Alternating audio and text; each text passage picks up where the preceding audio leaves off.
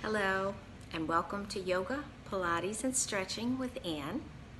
Today's class is going to be a short tutorial on one yoga pose. So I'm going to start a weekly series where I concentrate on one yoga pose during one class. And today's class will be child's pose or balasana pose. It shouldn't be more than 10 or 15 minutes long. And if you have a blanket, a towel, blocks, a pillow, pause this video, go get them now, because we're going to use a lot of props with this particular pose. If you have an extra yoga mat, you might need that as well. So pause this and go get your props and then come back and let's get started.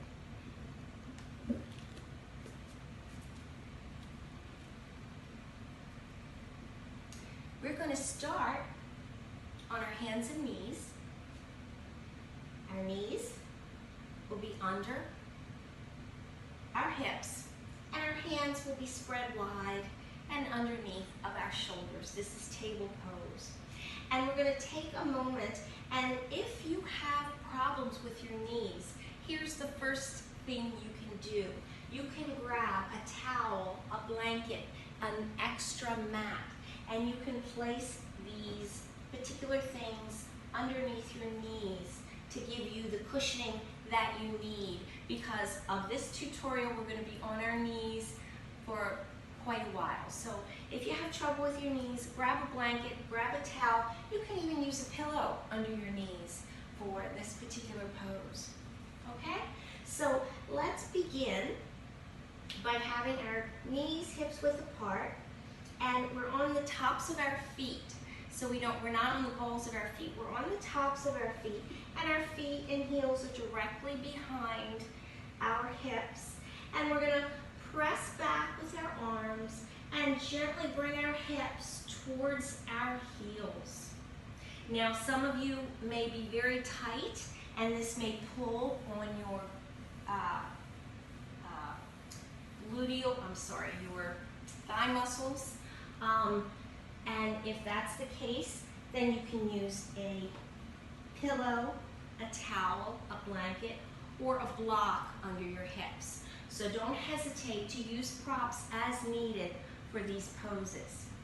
Okay, so we're going to start in an active balasana or an active child's pose. So our hands are going to be extending over our shoulders, fingertips pointing towards the front of our mat. We're going to press our hips back, and we're going to point our hips towards our heels, point our tailbone towards the back of the room. So you're stretching your spine, you're stretching the crown of your head forward, your fingertips, your arms are active. This is the active child's pose. Active child's pose, your arms are straight and off of the mat. Your hands are active, pressing into the mat. You're actively pressing your hips back, lengthening the crown of your head forward, and your head is off of the mat, facing, head facing, face facing down at the mat. This is active child's pose. Now we're going to go into passive child's pose. With passive child's pose, you want to place your forehead on the mat. And you'll notice that my forehead, because of my short body, and bodies are all different, my forehead does not reach the mat. It hangs. So what I'm going to do is I'm going to either use a block for my forehead, or I'm going to use a pillow or a meditation mat, whatever allows my head to be at the height that I like it to be. So I know I like my head to be at approximately this height, block height. So take a moment and find, maybe your head does come to the floor. You have a long torso and short legs. Your head meets the floor. Maybe you need a block or a blanket or a towel or a pillow.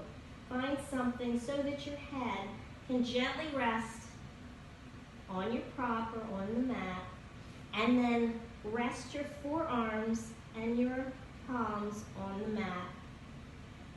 Allow your hips to release. Allow your arms to release. Allow your head to release. Make sure you have space in your neck so that you're breathing.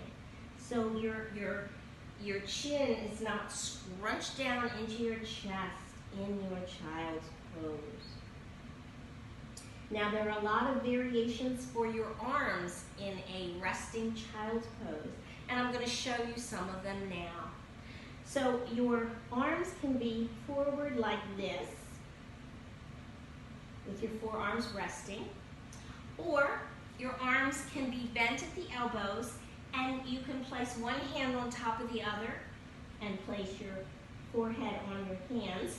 You can actually stack your fists one on top of the other and place your forehead there, like this.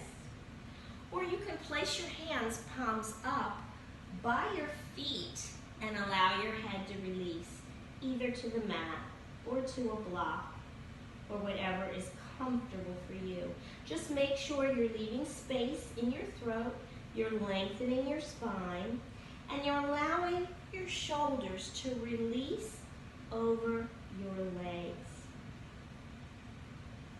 So again, your arms can be forward, resting on the mat, elbows can be bent, your head resting on your hands, or you can have your hands behind you, palms up, resting by your feet. Try each one of these and pick your favorite, or maybe switch them up, whatever you like. Now we're going to have some more options. If your hips do not make it down to the mat, you know, one of your options is a pillow or a blanket between your thighs and your calves. Okay. Another option in child's pose is the wide knee child's pose. So we're going to do that now. Again, if you need cushioning, keep cushioning under your knees, but you're going to bring your knees out to the width of your mat, or whatever's comfortable for you. So you bring your knees out wide, and you bring your big toes together to touch in the back of the mat. Once again, you release your hips gently back, and you allow your belly to fall forward, your arms to fall forward, your forehead to fall forward on the mat. Now you'll notice in this wide-legged pose, my forehead does reach the mat because the center of my body is falling between my legs. Once again, you can have different arm poses. You can bend at the elbows and place your forehead on your hands. You can bring your arms back behind towards your feet and rest your forearms on your legs, on your thighs, as you release into wide-legged child's pose. Let's take a few moments adjusting into this pose, moving your hips from side to side, and then just taking a few breaths. Filling your lungs, and then releasing your breath. Once again, deep breath, and releasing your breath. Notice it's a little bit harder to breathe in child's pose. You have to force the breath in through your lungs, in the back of your ribs. And then on the exhale, I'd like you to just release your forehead, release your hips, your arms. Try to soften your facial muscles, your jaw. Maybe open and close your mouth a few times as you rest in your child's pose. The child's pose is used as a centering pose. It can release anxiety and stress and help you center your mind and your body. It's often used as a centering pose to prepare for the practice ahead.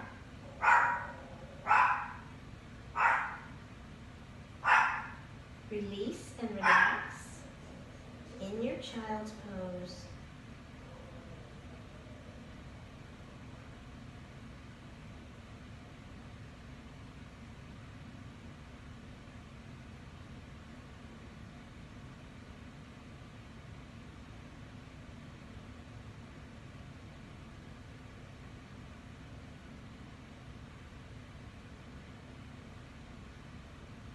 Visualize tension, stress coming out of your forehead into the mat, into your block, whatever your forehead's resting on.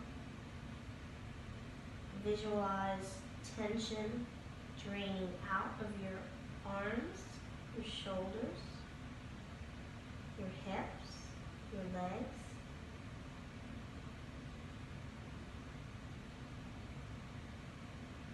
Notice if you feel any discomfort in this pose. It might be in your groin or in your thigh muscles or your calf muscles or even your feet or your ankles. Adjust accordingly and come out of the pose if you need to. If you can, take one more breath. Taking the time to fill your lungs, and then on the exhale, release, melting, relaxing into the pose.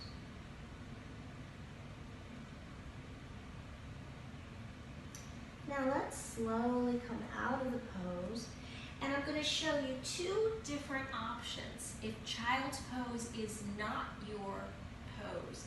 If you've got really sensitive knees and you can't be kneeling in child's pose at all or for very long, I'm going to show you another pose called puppy dog pose. And instead of hinging your hips back, you're going to keep your hips over your knees. You're going to start in table pose, and you're just going to come down onto your forearms, reaching your forearms out towards the edges of the mat or underneath your shoulders, and release your hips up, spreading your sits bones, releasing your forehead down to the mat, releasing your chest towards the mat, belly resting on your thighs or towards the mat. And this is puppy dog pose. And you can always bend and place your hands, forehead on your hands, or you can use a block. Some people in puppy dog pose like to bring their chest towards the mat and put their chin on the floor. My body does not like this. My neck does not like this, but if you have a long torso and you can stretch forward and place your chin on the mat and it's comfortable for your neck, you can have your puppy dog pose look like this. Most people will put their forehead on the mat, support themselves on their elbows, on their forearms, like this in puppy dog pose. If you're in your puppy dog pose, just take a few breaths, settle into the pose, release your forehead, release your arms, allow your chest to just fall in towards the mat.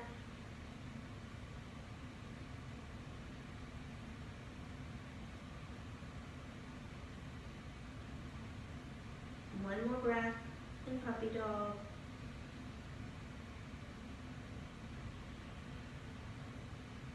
And then slowly come up, bring your hands in, and come out of the pose. Now there are going to be some people who can't come onto their hands and knees. Their knees are either injured or they're very sensitive.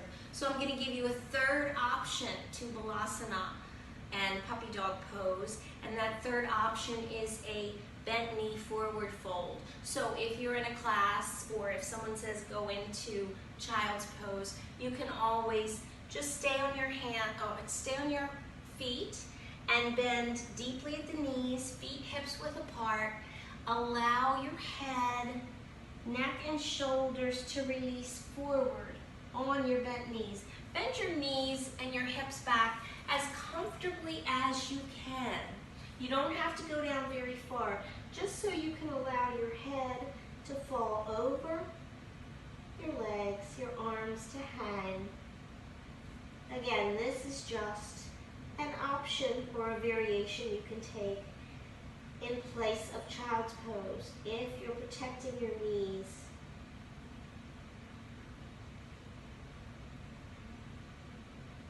Let's everybody take a breath here in our bent knee forward fold, noticing the difference between this and child's pose and puppy dog pose. Maybe gently shaking your head, yes and no. Releasing your head, your neck, your shoulders.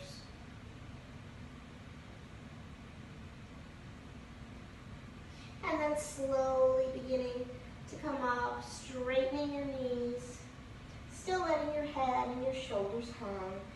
Coming up slowly out of your forward fold. Let's just take and roll our shoulders up, back, and down.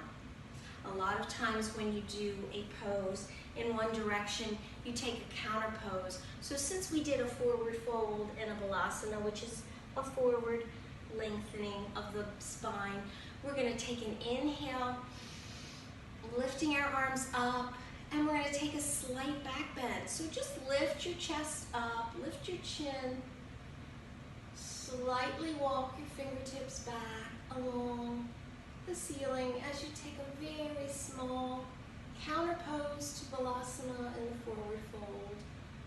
Slight back bend. Come back to center. Now we're going to dive forward. Inhale, half lift. Exhale, forward fold. Bend your knees, reach your arms out, coming up once again just for one more counter pose, one more slight back bend. This time we're going to grab our elbows, gently pulling them apart as we grab onto them with our hands, lifting our heart up, keeping our upper arms by our ears, lifting the chin and stretching. Inhale, exhale back to center. Release your arms down. Thank you so much for joining me for balasana class. Please be sure to comment in below the video. Let me know if you liked this, if you'd like more classes like this, what kind of classes you would like, and anything else, any questions or comments you have. Thank you for joining me. Namaste.